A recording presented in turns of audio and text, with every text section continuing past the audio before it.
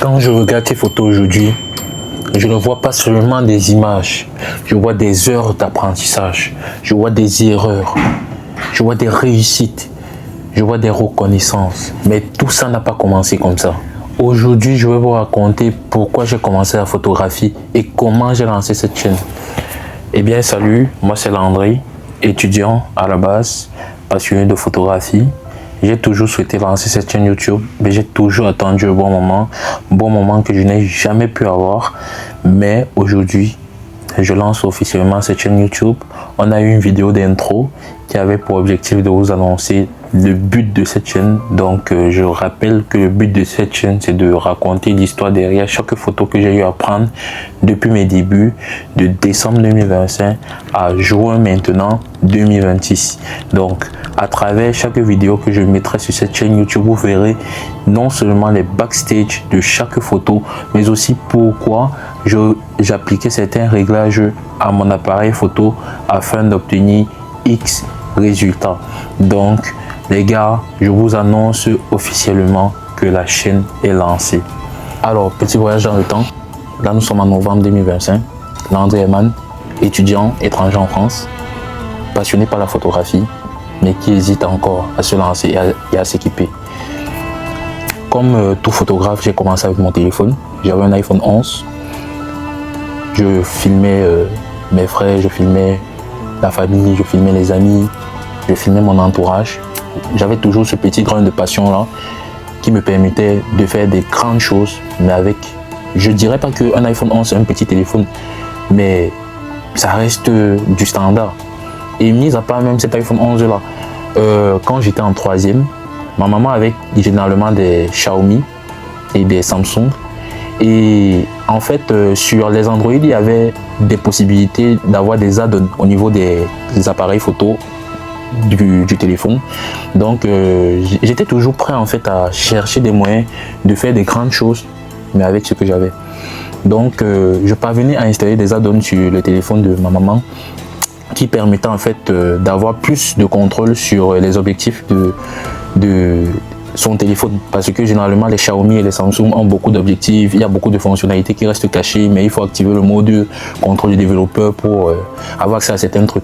Du coup, ma maman souffrait de ma curiosité, parce que sur son Samsung, si je me rappelle bien, lorsque j'avais activé le mode développeur, j'avais eu à faire des trucs qui n'étaient pas très top, et voilà, j'en ai payé les pots cassés. Mais bref, ça a commencé comme ça. J'étais toujours en train de chercher des moyens de faire des grandes choses avec ce que j'avais entre les mains. Je cherchais pas gros. Donc, à chaque fois qu'il y avait des événements, je prenais toujours le téléphone de ma maman, je prenais les photos, tout bêtement, parce que j'aimais bien le faire. Et lorsque je suis arrivé à l'université, j'avais d'abord un iPhone 8. Je prenais les photos de mes camarades en classe. Ils étaient toujours en train de dire que waouh, comment tu fais, quel réglage tu appliques. Oh, moi je filmais juste. Je sais pas ce que j'avais en plus, mais lorsque je prenais des photos, peu importe le téléphone que j'avais en main, je sais pas si c'était parce que je nettoyais l'objectif, mais j'avais ma manière à faire qui rendait quand même des choses assez hors du commun. Et du coup, ça a suscité l'attention de beaucoup de personnes qui étaient assez satisfaites de ce que je proposais malgré ce que j'avais entre les mains. Donc, quand je suis arrivé ici en France, pendant la première semaine, dans les semaines d'intégration, les balades avec les amis, donc comme on voyageait généralement en vague, je filmais mes amis. J'avais également filmé parce que je suis dans une université internationale, donc j'étais avec des étudiants qui venaient également d'Amérique. Donc je prenais en photo avec mon iPhone 11, ils avaient des iPhone 13 Pro Max, 14 Pro Max, ils se demandaient toujours mais Landry, how do you manage your phone to have some result, etc. Bah moi je leur disais juste que je filmais. C'est arrivé au stade où à un moment, même mes amis pensaient que je mentais en fait, que j'avais quelque chose que je disais pas. Oh, je disais juste la vérité. Je sais pas si on peut appeler ça talent ou don, mais dès que je touche à un appareil, je fais quelque chose d'assez extraordinaire. Donc en novembre 2025, j'ai commencé à aller à beaucoup d'anniversaires qui étaient organisés avec la petite communauté avec laquelle j'ai voyagé. Je prenais les photos, je prenais les vidéos. Je faisais un peu de retouche avec l'application Snapseed, pour ceux qui connaissent, de Google. Elle est free, elle est gratuite. Là, vous avez des petits filtres préfaits et vous avez en quelque sorte la main sur pas mal de retouches qui sont similaires à celles de Lightroom du package Adobe que j'ai maintenant parce que je suis un peu plus avancé. Et voilà, ça s'est construit avec le temps. Alors, lorsque novembre commençait à finir, donc on était à la fin du mois de novembre, j'ai une amie qui me dit que son oncle a eu à voir une photo que j'avais à prendre et il était assez surpris. Donc il aimait bien la photo et il avait prévu d'organiser une autre. Il voulait des photos, donc il aurait faire en quelque sorte les annonces, etc. comme on fait normalement. Et voilà, cette amie-là m'a directement recommandé, elle a commencé à bien parler. Vous connaissez comment les bons amis font. Donc elle a commencé à bien parler, elle s'appelle Vanita, donc elle a commencé à bien vendre mon nom. Elle a dit que voilà, il sait ce qu'il fait, il est créatif, c'est quelqu'un qui est hors du commun, etc. Donc on m'a appelé pour ces photos-là. Et là j'avais déjà upgrade, j'avais pris un 13 Pro Max parce que mon iPhone 11 avait un problème de batterie. Donc il s'était arrêté un jour, du coup j'ai acheté un nouveau téléphone et c'était un 13 Pro Max. Donc l'histoire est vraiment incroyable parce que lorsque je me suis pointé à cette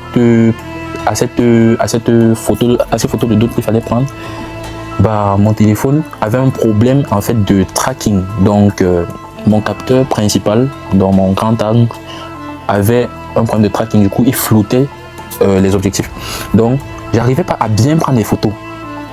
Donc quand on commençait la séance, j'avais vraiment du mal, mais je pouvais pas dire que j'avais du mal parce qu'on avait tellement bien vendu mon nom que franchement je pouvais pas. Donc je commençais à prendre ce que je pouvais, Quand il me demandait qu'il voulait voir les photos, je disais que c'est mieux que vous voyez les résultats, etc., etc. Je prenais les photos.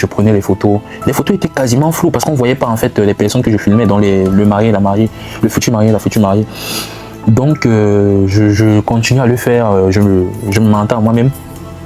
Et vers la fin de la séance, je me suis rendu compte que mon objectif commençait à mieux traquer. Donc quand je constate ça, je dis que bon, let's go. Comme il n'y a que les photographes qui peuvent comprendre ce terme let's go là, parce que nous généralement avant de commencer à prendre des vraies photos, on prend des photos test pour adapter que ce soit le flash ou la lumière en fonction de l'objectif qu'on a en face de nous. Donc lorsque j'ai dit let's go, bah, ils ne comprenaient pas parce que pour eux on avait déjà fait environ 30 minutes, 45 minutes à prendre des photos, du coup ça s'est va quoi. Il a dit que bon, prenons juste 5 photos parce que là j'ai fait quelque chose qui m'a permis de un peu embrouiller. Donc on a pris 5 photos en plus, mais ça ne suffisait pas parce qu'on avait pris des photos de 2 outfits différents. Du coup j'avais juste 5 photos d'un outfit. Il fallait donc que je trouve une solution que je n'ai pas pu avoir parce que voilà, j'avais un téléphone. Et là quand on avait terminé la prestation, je me rappelle bien que j'avais reçu le message de la mariée qui m'avait dit que nous on s'attendait à ce que, voilà, comme on dit que tu es un photographe, tu viennes avec du matos. Et là vraiment j'ai eu en quelque sorte de déclic. Déjà lorsque j'ai ouvert ma galerie, je me suis rendu compte que les photos que j'avais prises étaient claires, étaient nettes. Ça c'est déjà la première chose qui m'a choqué. Je sais pas comment, parce que les photos étaient censées être floues, mais les photos étaient claires et nettes. Je sais pas si c'est parce que le fait que j'ai la pression au début, vu que je savais que mon objectif avait des problèmes, je m'attendais à avoir quelque chose d'extraordinaire. Mais les photos étaient claires, bizarrement. Donc voilà, j'ai envoyé les photos et lorsqu'elle m'avait dit qu'elle s'attendait à du matos, j'ai commencé à me poser des questions. J'ai commencé à vraiment mijoter et je me suis dit qu'il était temps de vraiment m'équiper et de prendre cela au sérieux.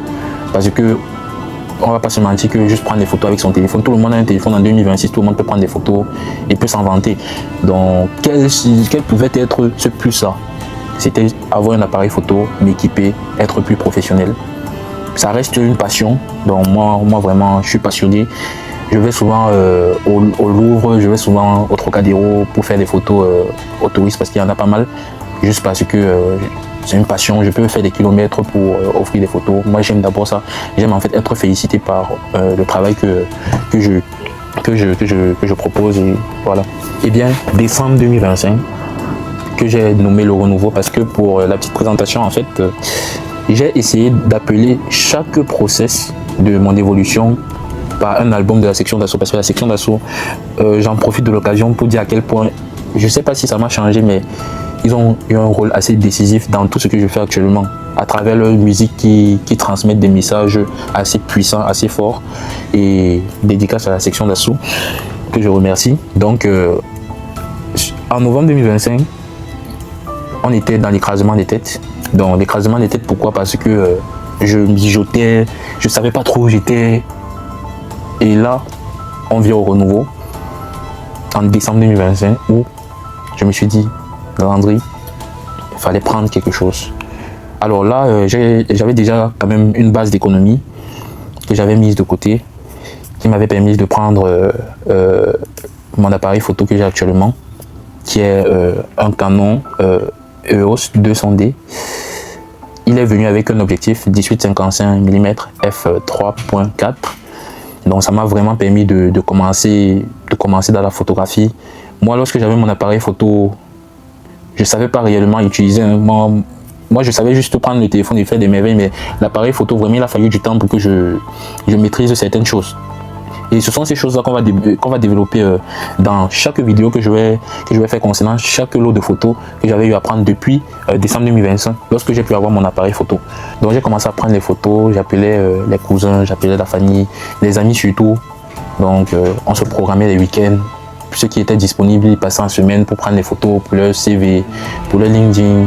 Vraiment, moi, j'offrais, je disais, venez prendre des photos. Je communiquais même dessus sur LinkedIn. J'essayais d'être le plus disponible possible pour toujours rendre service, quoi.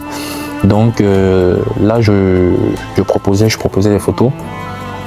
Là, on est en décembre 2025. Donc, en décembre 2025, et bien là, on passe à l'étape décisive, au train décisif qui était celui de janvier 2026. Donc en janvier 2026, que j'ai appelé les chroniques du 7-5, donc pour ceux qui connaissent l'album Les Chroniques du 7-5 de la section d'assaut, c'est comme ça que j'ai appelé cette phase de mon évolution. Pourquoi les chroniques du 7-5? Parce que de janvier 2026 à mars 2026, il y a eu beaucoup de choses qui se sont passées. Qui dit beaucoup de choses dit beaucoup d'apprentissage, beaucoup de réussite, beaucoup d'erreurs et d'échecs aussi. Parce que je commençais à avoir beaucoup de personnes qui venaient m'écrire concernant les photos. Parce que vous connaissez sur LinkedIn, la demande est forte, il y a des gens qui veulent peaufiner leur profil, etc. Donc j'avais beaucoup de gens qui m'écrivaient. Et il fallait que j'arrive à satisfaire ces personnes-là. Donc il y avait en quelque sorte la pression de ça. Et en même temps, il fallait que j'arrive à dompter mon appareil photo parce qu'un appareil photo, c'est beaucoup de modes. Certes, on a un mode automatique sur l'appareil photo, mais en fait, le mode automatique ne te permet pas de prendre réellement la main sur ton appareil photo. Je shootais en mode automatique au début, mais plus, en fait, je photographiais des personnes et plus je me rendais compte que ça servait à rien, en fait, le mode automatique parce qu'il t'oblige à faire la photo telle que l'appareil photo veut. Or, lorsque tu utilises les modes semi-manuels ou le mode manuel, ça te permet en fait d'ouvrir ta créativité, d'avoir beaucoup plus d'idées créatives. Ça ne vient pas d'un coup, mais plus tu t'efforces à l'utiliser, mieux c'est. Moi j'ai commencé à utiliser le mode manuel en janvier, c'est d'utiliser le mode automatique, mais j'utilise le mode automatique dans les situations vraiment critiques, dans le sens où tu peux avoir une pression, tu peux avoir des photos que tu veux prendre rapidement. Et il faut toujours régler certaines choses lorsque tu veux filmer en manuel, du coup tu te mets en auto et tu prends rapidement. Mais les modes semi-manuels et les modes manuels, j'ai commencé à les utiliser vraiment très tôt. J'ai commencé à m'habituer à ça très rapidement. Et un salut à le mode time value, dans le mode TV, priorité vitesse, qui est mon acolyte de chaque jour. Vraiment, il ne peut pas arriver un jour où je filme sans le mode time value.